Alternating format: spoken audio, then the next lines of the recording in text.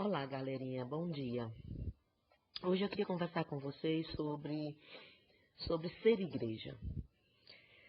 Nós tivemos uma experiência maravilhosa aqui em Currais Novos, que foi o impacto evangelístico, com oficinas em duas escolas, apresentação na praça, arte circense, teatro, dança, muita música, muita alegria. E tivemos um momento todo especial da comunidade Maranata, que foi o batismo de três membros da igreja aqui em Currais Novos. E eu fiquei pensando sobre isso e decidi que a gente deveria ter essa conversa. Porque hoje em dia a definição que se faz de igreja vai do extremo de uma comunidade fechada, onde as pessoas se reúnem e traça-se uma linha de exigências que padronizam, né, que rotulam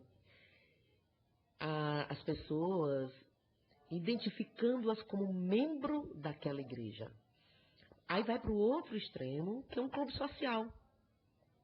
E no meio desses dois extremos, desses dois polos, estão aqueles que fazem ações sociais, como o sopão, né? Levam sopa para as pessoas nas ruas que estão com fome, fazem doações de roupas, um dia social, um dia onde se corta cabelo, se faz venda de roupas ou doações de roupas, bazar, enfim.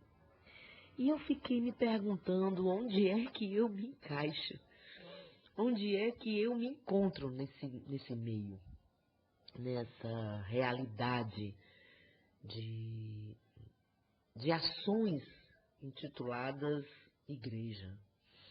E eu falo assim porque a igreja é, antes de qualquer coisa, as pessoas enquanto membros de uma comunidade.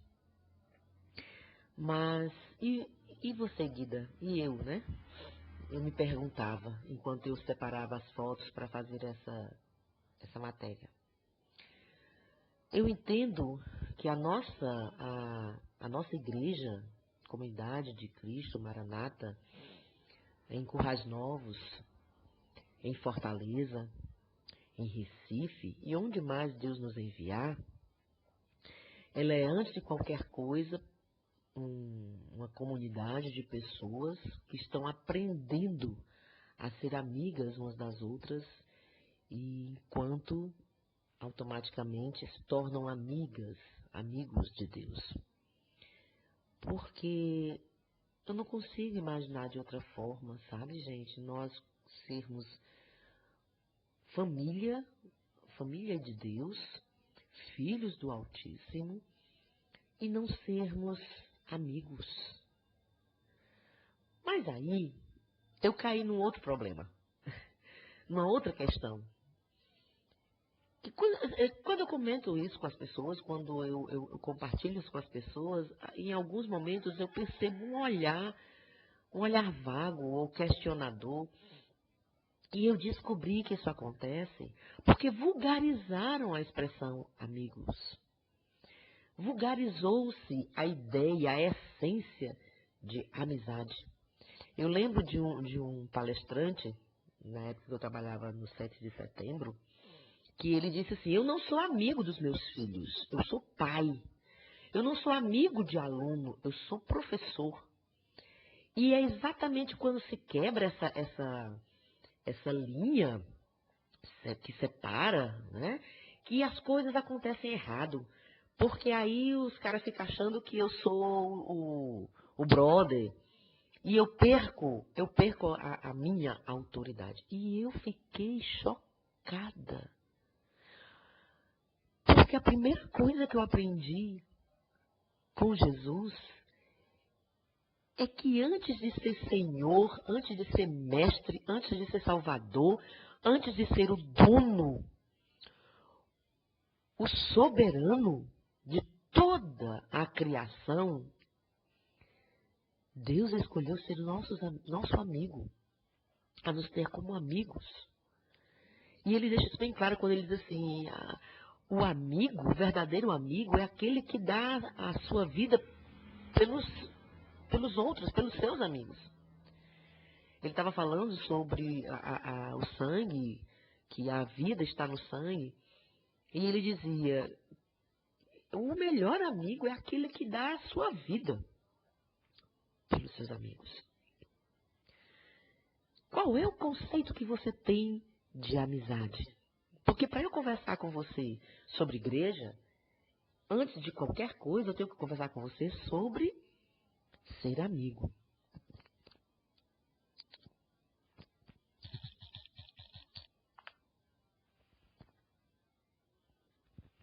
Muito bem. Deus deixa isso bem claro quando ele menciona a questão de o verdadeiro amigo dar a vida por seus irmãos, dar a vida por seus amigos.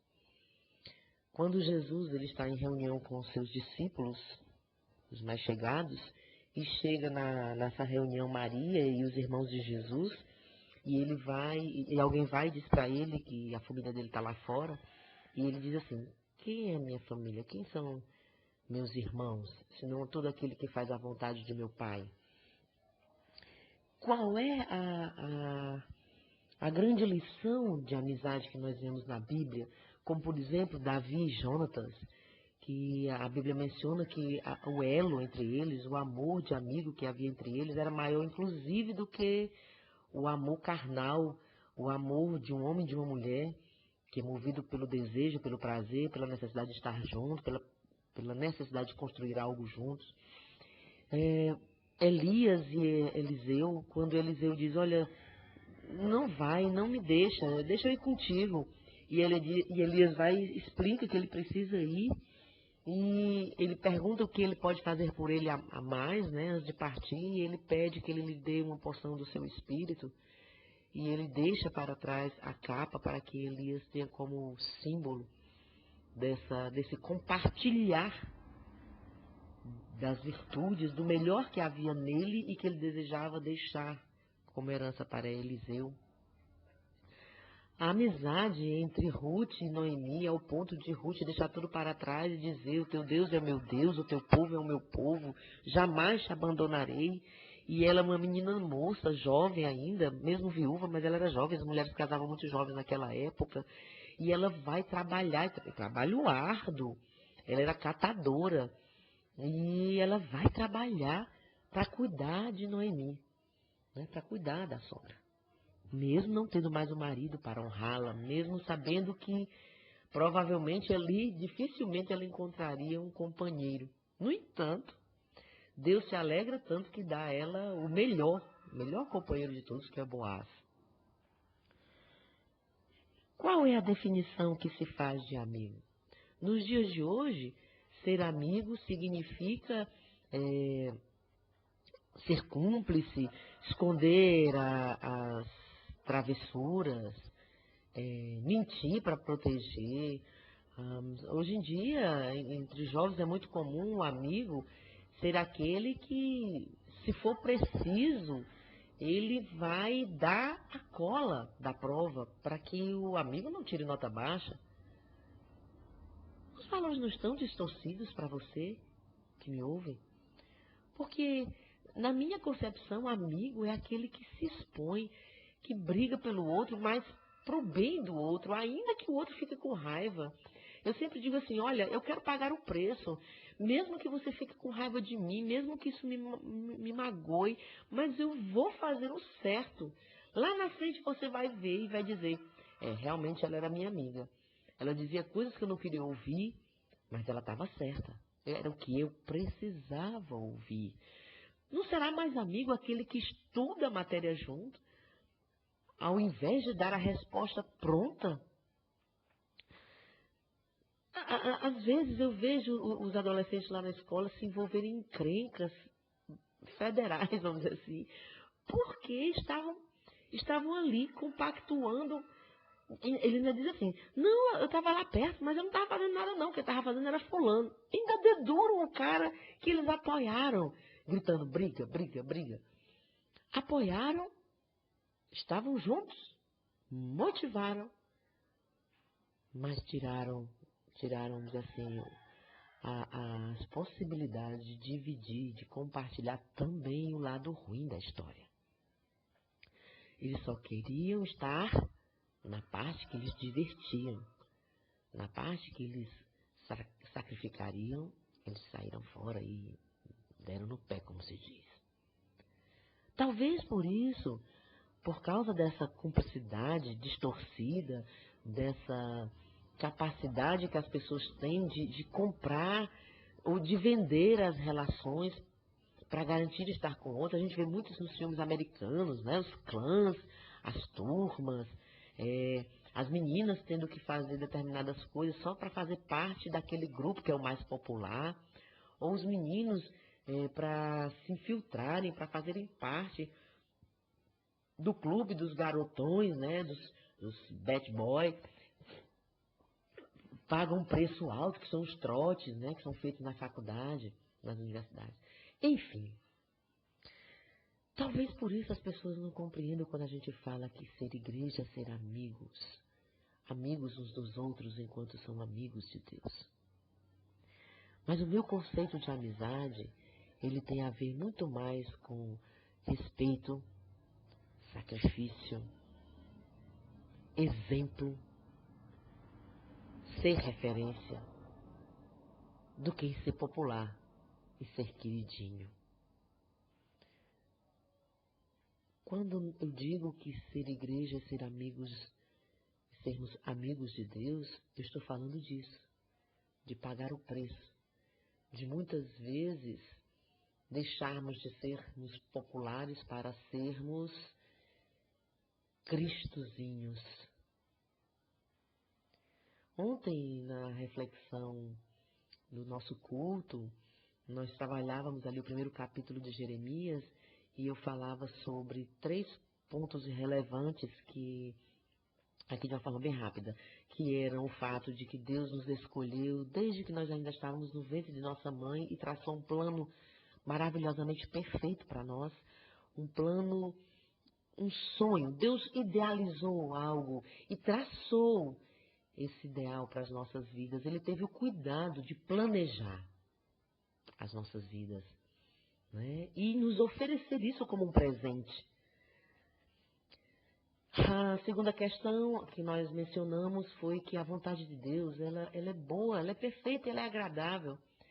E que nós muitas vezes é que não entendemos isso.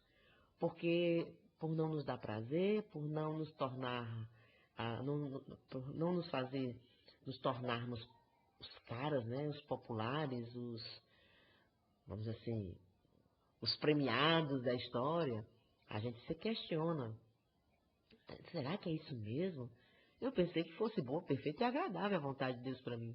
Porque chocam-se os nossos ideais com a vontade boa, perfeita e agradável de Deus para as nossas vidas. Um exemplo disso é quando Jeremias é chamado por Deus para ser profeta, mas as profecias de Jeremias, né, aquilo que Deus colocou no coração de Jeremias para ele falar para o povo de Deus, terminou levando a ficar preso em um calabouço, né, a ser jogado em um poço, de onde ele só saiu, inclusive, quando as profecias se cumpriram e o povo realmente sofreu as consequências, né, da idolatria, né, foram para o exílio por causa da idolatria. E a terceira questão sobre aquele texto que eu queria compartilhar nesse momento agora, é que além de Deus ter traçado um plano perfeito para nós, a vontade de Deus ser boa, perfeita e agradável, nós é que não a entendemos, tem mais uma questão. No final, quando nós permitimos, quando nós nos sujeitamos, quando nós nos submetemos ao senhorio de Deus, à autoridade de Deus, dá tudo certo. Dá tudo certo. Porque no final, o Senhor vem e honra Jeremias.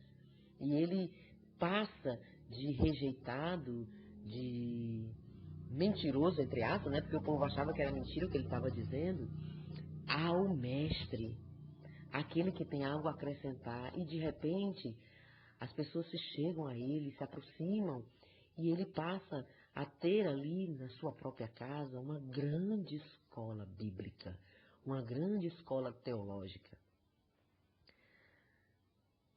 Quantas pessoas foram edificadas e transformadas a partir da amizade que foi semeada entre elas e Jeremias? Centenas de pessoas. Porque até os dias de hoje serve como modelo para nós a igreja a partir daquela casa, daquele momento, daquela vida que é a vida de Jeremias. Porque olha só, o que é que nós fazemos hoje? Nós damos testemunho, e o nosso testemunho, por ser verdadeiro, atrai pessoas, e elas passam a ter uma relação de amizade conosco e aprendem imitando-nos, andando conosco, falando como nós falamos, falando sobre o que nós falamos e agindo como nós agimos. Foi isso que Paulo disse quando falou: sejais meus imitadores. Me imitem, pessoal, assim como eu imito Jesus. A verdadeira essência da amizade é essa, gente. É de acrescentar luz à vida das pessoas. É de acrescentar sabor à vida das pessoas. É de ser referência na vida das pessoas. É ser exemplo positivo na vida das pessoas. É atrair as pessoas para aquilo que nós estamos fazendo de bom, de relevante, de significativo, de especial. Parece com igreja para você? Igrejas não são paredes, gente. Igrejas não são rótulos. Não ingesse a glória e o poder de Deus na sua vida, seguindo apenas o roteiro que lhe foi proposto. Vá para além do roteiro. Faça como Jesus disse, olha, estão vendo os fariseus? Façam tudo o que eles estão dizendo, mas não façam o que eles estão fazendo. Façam melhor. Então, sabe, se permita fazer melhor do que está sendo proposto.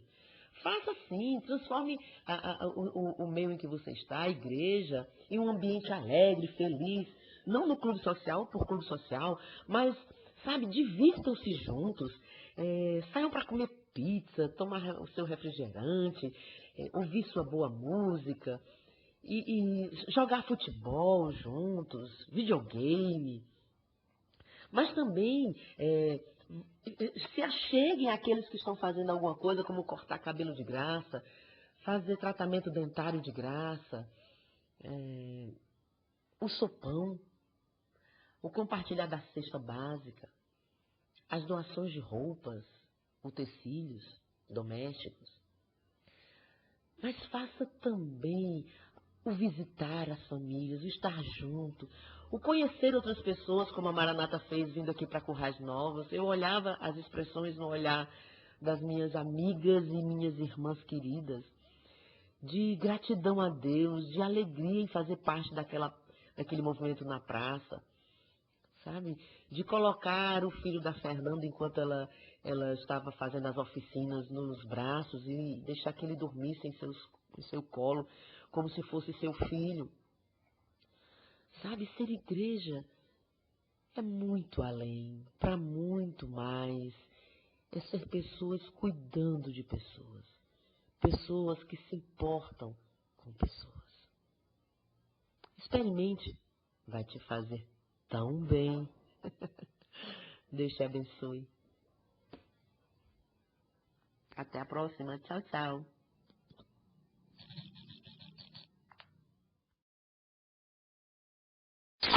Aqui, é o sucesso.